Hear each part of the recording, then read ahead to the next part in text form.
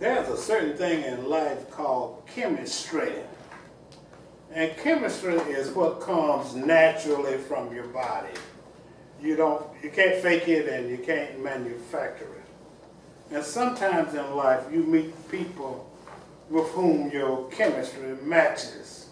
And as a result of the matching of that chemistry, you can get and do great things because you are of one accord.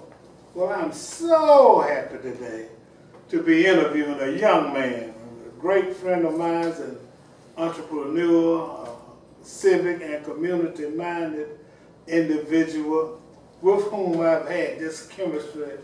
I hate to say it. Well, he wasn't but 6 years old, so I'm going to say for 25 years. I'm not saying I was 6, but he's done so many great things. And let me tell you something. One reason or one way you can be successful commercially is to be involved in the community, because the community knows where you're coming from, and if you support the community, they in turn will support you. And that's what happened with my friend DC. I don't need to say his name. You all know who I'm talking about. Mr. Derrick Chatman. How you doing, man? I am outstanding. Thank you for having me on your show. It's good to be here. And, and I don't want to take up too much. I tell you what, after I do my little thing, I'm going to let you talk. But I got to go back a little bit. Can I take it back? I was going to say, take it back. So you like the James Brown. Yeah, take it back. Take it back. Take it back one time. But Derrick, I've known Derrick since he was working for, was it called Clear Channel back then? It was Taylor Broadcasting. It was Taylor Broadcasting, WIBB. And that was during the time that Miss Denard and I founded the Adopt a Role Model program, which was phenomenally successful and still is because it's still in existence. But we were able to get 112 African American males to serve as one-on-one mentors for 112 African American boys. So it was just very, very successful. But I could not have done it. We could not have done it without the help and support of Taylor Broadcasting, most specifically, Derrick Chatman. And I have never publicly thanked him for his role and his support, not for me, but for all these guys, and many of them did well, not all of them. I had two, they both got children, Yeah. as old as they were when we started the program. So I just want to thank you, man, for your role. And see, marketing and promotions, I want y'all to hear this because I don't know whether he does it now. But if you're in business or if you are engaged in some kind of activity or project, you got to market it. You got to promote it. And Derrick has been a marketing and promotion guru ever since I've known him. So he assisted us, and since that time he started several businesses and several other endeavors, not only as it relates to himself, but also as it relates to community and improvement. That makes him an entrepreneur. And the definition of an entrepreneur is one who organizes, manages, and assumes the risk of a business or commercial enterprise. So I am proud to be interviewing today Mr. DC, also known formally as Derrick Chatman. Now I had my piece, and I'm going to turn the mic over to him, let him start with a little biographical information, and give me that book, and lead right on into this publication, which is Living in the Mortuary. But first, I want you to tell us a little bit about yourself. Well, first of all, I want to say thank you once again for having me, because you talked about our electricity. You got AC and DC. All right, get electric current, AC, DC. That's what we tell everybody. And I appreciate you and the acknowledgement of me in the Adopt a Role Model program during those years. Those were years that I was highly dedicated into the greatness of that program and the things that we did for so many of the young men. Also, I learned a lot from you. First of all, I learned how to be suave when I walk into a room. and you walk into a room like AC, ain't nobody gonna say nothing but hello, sir. I learned that from him. And I also bit his line on my birthday. I'm always 29. I finally gave it up after 29 years. But after my daughter got to be older than 29, she used to say, Daddy, I thought you was 29 to that point. But he always said his 29th birthday. So fun things I learned and serious things I learned. And definitely your dedication to the program, Mr. Nar's dedication to the program, is what made me more dedicated to the program. So I thank you for those things. My background, of course, here in Macon, I always felt like Macon was my home. I'm from Dublin, Georgia originally, but the people in Macon always gave me so much love. I feel like, and still feel like, Macon is my home. During the Soul Jam every year, I'm the co-host. After 20-something years, I'm still here, and I've been out of Macon since 2004. But my career here began with 97.9 WIBB. That's when the WIBB, the historic WIBB call letters, went from the AM 1280 to an FM for the first time in history. One of the smartest moves made by Rick Humphrey. And Rick Humphrey and I had worked together in Dublin, Georgia at WQZY, and he brought me on board here in Macon. And during the time in Macon, we put on the second station, WRBV. We put on the Light, the Gospel Show program. And we did a lot of events here in Macon through those years. Not only did we do community service, but we did the WIBB Pioneer Awards, where I was so fortunate to reunite James Brown with the Three Horsemen and many more. Ham Swain, Satellite Papa, Charles Big Saw Green, Alice Party Doll, Bailey, Palmyra, Honeybee, Braswell, so many, Mighty Rock, Laughing Lafayette Haynes. There was one time at the Music Hall of Fame, if you remember, we had all of them together from the 50s to 2000 DJs and jocks. And I have a picture of that. I'm going to send you a copy.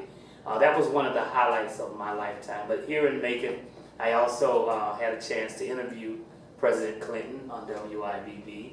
And throughout my life, though, I worked here with WIBB until 2001. And then I worked for Fox TV a couple of years. Then I worked with the 11th Hour in its infancy stages. I wrote a column, a bi-weekly column, and I sold advertising. Then I moved to Albany, worked with Cumulus Media in Albany. And then I got a position in Starkville, Mississippi. Went out to Starkville, worked there. And then during the recession years, I came back to Atlanta for a year, and then my mother got ill. So I went back to Dublin and became the catalyst of getting the ownership to put on Dublin's first urban station, which is 107.9 WDBN, where I was able to bring one of my proteges from Macon, DJ Skills, who started out as a program director, but now he's the operations manager. Not only is he over the urban, but he's over the country, the rock, the talk. So, and amongst that time, I started my record label, Southern Mecca Records. I've always had DC production. I've managed many artists and been on tour with many artists. And which brings me back to my book. As an author, in 2002, I actually started writing Living in the Mortuary. And throughout my life and my moves and the things going on, the characters never left. And it wasn't until my mother, in her stages of Parkinson's disease and a stroke, read the first 5 chapters, and she couldn't speak, but she laughed where she was out of breath. I thought I was going to take her to the emergency room. She couldn't speak, but she just hollered laughing. I said, I know I must finish this book. They were in my mind long before her situation. So she passed July 15th, and I pledged to myself, I'm going to finish my book and get it out. And there you have it. I finished the book. For whatever reason, before then, I never had the time. The time showed up. Finished the book, and it's a wonderful book that I want everybody here to read, because it actually has Macon in it. Has a lot about Macon, Georgia. I don't know if you want me to go ahead and start talking about that. You can talk about but it. Starts, but don't talk so much about it until all we got to do is tear 2 pages, and put it in a bag, you know. I won't tell you all of it, but story, it begins in Rosewood Cemetery. Living in the Mortuary is about a young lady named Azalea Johnson. She left Macon, Georgia when she was 18 for New York City. She wanted to be a Broadway actress, but when she got there, all of the roles were the typical, stereotypical roles. Maid, slave, or something negative for a black woman. So she swore she'd never come back to Macon. But when her father died, who owned a funeral home, she had to come back and help her mother. So it begins in the cemetery at his funeral, and the mother and the daughter are fussing because the mother says to her, "Why are we burying your father in the coffin that we use in the display sign?" And the pastor looks over while they're fussing with each other and says, "Amen," and the handles break off of the coffin. So it begins there, and without giving you too much information, the things relevant to Macon right now is the fictitious characters go by the historical OS Club, where they get to see, you guys know, Miss Sand and the former MVP band in performance. If you've been to the OS, you've seen me, DC, your biggest fan, when I was doing a show called The Impromptu Jam every Wednesday night. They'll actually witness that. So it kind of brings back memories for people who live here in Macon. And the gist of the story is she has to go and live in her birth home to get her inheritance. And her birth home is not the home in Macon. It's down 80 East, almost an hour. And if you know 80 East, almost an hour, they end up in Dublin, Georgia. And so along the way, many characters enter the book. It's a lot of fun. It's a comedy with moral values. It's a great story, and people really need to read it. If you want to feel good and laugh or have some memory, that most people that read it tell me they can't put it down. They think they know the characters. They think they're real characters. So it's one of those stories that, in fact, I'm writing the screenplay for a stage play right now. Well, I'm sure that it is not only going to be a stage play, but also a movie. Now, let me tell you something. When it gets to be a movie, you know, I can act on the stage. But DC, don't forget AC. I won't forget you. when it gets to be on the screen. Well, how has the reception doing?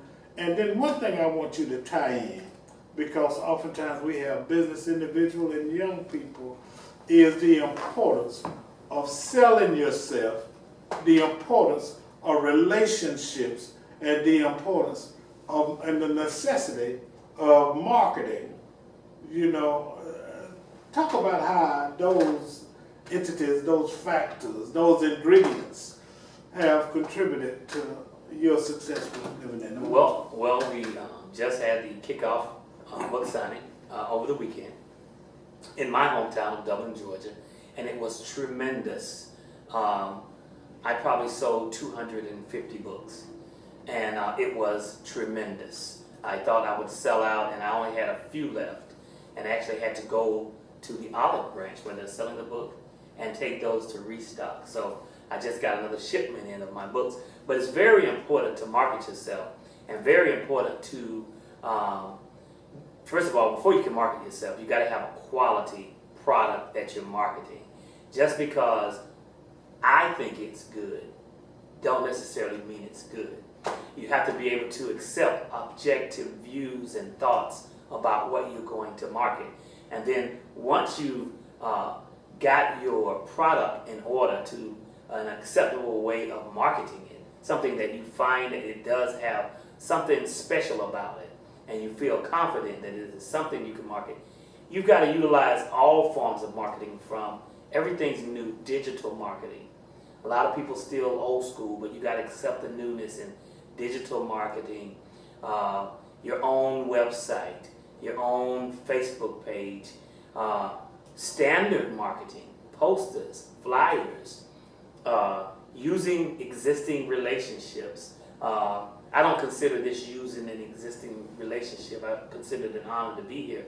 But we do have a tie that he can always call on me for something, and I can always call on him because of the long years of proven success in our marketing endeavors. So I would say to most people, get everything in order before you go out and try and promote it. Don't promote a book without the book. One thing about it is I stayed quiet about the book until I had a physical book. I refused to book any dates for book signings, for anything, until I had my product back. So it's a long process. Be willing to dig in deep and be willing to stay the course even when you don't make money. So it can't be about the dollar. So now what lies ahead for living in the mortuary and book sales and the future? And you, as a matter of fact, I know you're this renowned artist, but what else are you doing? What else are you doing? Well, actually in Savannah, I've been in 3 independent movies. The last one, and they should come out sometime next year. They're putting them at all the different movie festivals, and people are checking them out. But the last one was named Sugar, and in that I had the main character. I had to really use my acting chops. And so I'm in 3 movies coming out next year. I've got this book. I'm writing the stage play. My children, Kenneth Barlow and Aja Chatman. I have 7 grandkids between the 2. Kenneth had 4 boys. Yeah, now tell them who Kenneth is. Kenneth is one of the kids from the Adopt a Role Model program back in the day. And he came to me. He wasn't signed up, he was there. And I actually hadn't joined the program yet. I was there to cover it for media. But this little boy walked up, barely 7 years old, and he just looked at me and says, "You gonna be my role model?" And I couldn't say no to him, you know. And so he is 33 years old now. Wow. I am his legal guardian. Throughout the years, I became his legal father and guardian, and his children know me as their grandfather. My daughter accepted him.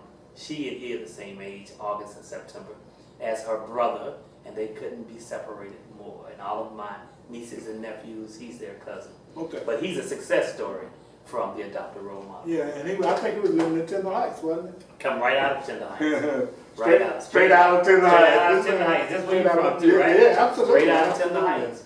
Okay, we're gonna take a break, and then I got a couple other important things to mention to you, and we'll be right back. Incidentally, this is a call to action. A call to action. I'm your host, Alex Habersham, interviewing Mr. Derrick D.C. Chatman, the author of Living in the Mortuary. We'll be right back. Alex Habersham, publisher of the Macon, Middle Georgia Black Pages. On October the 25th, we're having our silver anniversary edition kickoff mixer, at the Tubman Museum. However, if you didn't make it, every other second Tuesday of every other month, we have a mixer, sometimes at the Tubman, sometimes somewhere else. But you can find out what's going on in the community by going to www.maconblackpages.com. Not only do we have businesses, we have events too. So go to www.maconblackpages.com and find out what businesses you can shop with, and also find out what's going on in the community. Alex Habersham, publisher of the Macon, Middle Georgia Black Pages. I am so excited about our new website, www.maconblackpages.com. So if in fact you're interested in finding an African American business by category, you go to www.maconblackpages.com and think Black Pages first. MaconBlackPages.com. We're back. This is a call to action. A call to action. I'm your host, Alex Habersham, and as I said, interviewing my electricity friend, DC and I'm AC, Mr. DC, Derrick Chatman, who's the author of Living in the Mortuary. We're going to talk a little bit more about your book and what motivated you, and how one can get your book. But I want to go back just a little bit to Adopt a Role Model. I got something I want to say about that. Absolutely. I think this shows that we can make ourselves committees of one to improve our community. I think too often we sit back and recognize that there are problems in the community, when in fact we can do something about it. And I think that's a phenomenal story. And you made a phenomenal difference because Kenneth could have ended up in jail or dead. You know, as most of his friends did. As most of his friends did. But because of the influence, you know. And then I talked to a lady yesterday from Habersham. You know, she called about our 25th anniversary, which we're going to have at the Tubman, you know, probably after the show is out, after the show comes out. But be that as it may, I just wanted to use your story as an example to encourage people in the community to get involved. Don't just stand there, do something. Yeah, they have to do something. Yeah. And you'll be surprised at the things that they can do are little things. Because when I got into that program, Victor Burke, who used to be here, he was in the program first, and he talked me into it, and I got into it. Next thing I know, Victor had went on, wasn't even in the program. So I said, what am I going to do with this young man? And I found it was simple. Time. Little time. Take him. You'll be surprised, some of our young men have never washed a car and find joy in washing a car. I didn't know at that time he had never been to the Macon Mall and lived in Tyndall Heights. Took him to the mall. He'd never been outside of Macon. He'd never done things, never been to the city auditorium. Things right here in their surroundings. So the more I learned about him, the more I was able to fill his life up to not give him time to be anywhere else. And of course, he enjoyed being with me. That was the other side. He enjoyed being with his pops. We did a lot of radio events, and he became one of the children of the radio station, and he worked shows like all the other children. But the thing is, we have to just spend some simple time with our young men and get them out of the street and just literally into your arm, and with your arm around their shoulder, and just let them know that, look, there is something different. As simple as it is washing a car, it made a big difference in his life. Well, that's phenomenal. And again, I applaud and appreciate you because yours is a model story. Yes. You know, yours is a model story as it relates, and maybe in your next book, maybe you could put me and Kenneth in. That's right. That book is coming. Yeah, okay, all right. So now talk a little bit more about, you know, your book, how one can get a book, and you know, I think it's on Amazon. That's a great thing. It is on Amazon. You can go to Barnes & Noble, Books A Million, Kindle. There's going to be a book signing here in Macon on November the 20th. And I want you to know, because it is DC, I do productions. So it won't be your ordinary sign up and get a book. You're going to come and be entertained that night by more than me. But it's going to be a great book signing. I'll have more information about that later. But you can come to the book signing, or you can get it right now. Go to Amazon, Amazon Prime, Kindle, Books A Million, Barnes & Noble. Incidentally, we have events on the Black Pages, www.maconblackpages.com. And as soon as DC gets all the details of it, we of course will blast it out, and we will also put it on our events page of the Macon, Middle Georgia Black Pages. You got 2 minutes to wrap it up and say anything you want to say. Well, you know, first of all, I just want to thank God that I'm still here. After all these years, I'm amazed how He continues to keep me relevant. And I know a lot of people who are just not relevant anymore in terms of they have no willpower to move forward for newness. And if anything, move forward for the newness in your life. Don't be afraid. We did some great things back then, but we're doing even greater things right now. And the greatest thing of it all is we can still do great things together. And I just want to send that word out to people, is never, ever give up on your dreams. No matter if you got to do it by yourself. Stand. Just stand on it and be odd. Be different.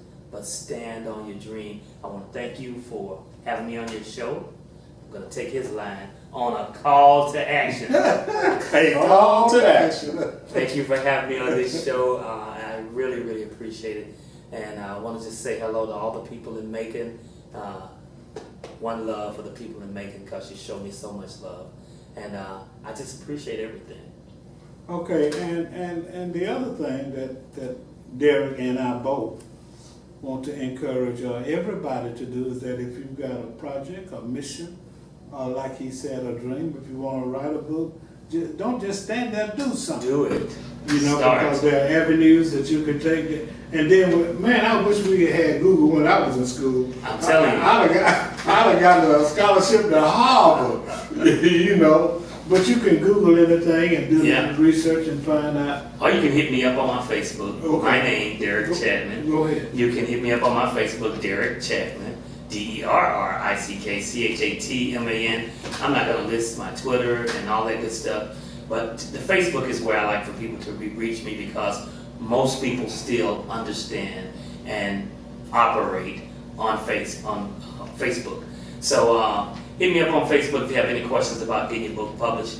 I'll be happy to tell you a lot about it. I'm sure AC has a lot of knowledge about publishing books, especially with the Black Pages. And I know you got a couple of books in you, several of them. You got a volume, a history of books. And we like to see those books. But one of my books I am going to write is my lifetime with the Three Horsemen, my experience, my personal experience with the Three Horsemen, raised out like Papa Brown, Charles Big Saul Green, and Ham King B. Swain. I feel honored and fortunate to consider myself the godson of the Three Horsemen. And throughout my life, I try to hold them up and bring their history back into the forefront of making when people weren't talking about them. So it's one of my projects too. Mr. Derrick Chatman, entertainer, producer, author, entrepreneur, role model, and I can go on and on. And he has encompassed much of that experience and those activities in his book called Living in the Mortuary. This is a call to action. Call to action. I'm your host, Alex Habersham. Have a great day.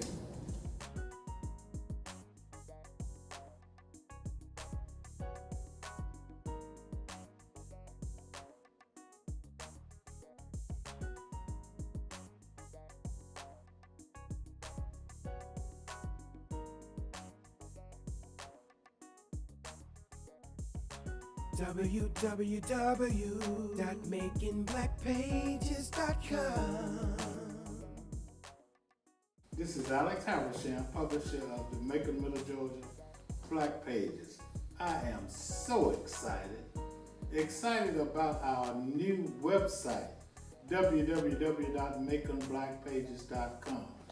So if in fact you're interested in finding an African American business by category, you go to www.makingblackpages.com and think Black Pages first. Makingblackpages.com.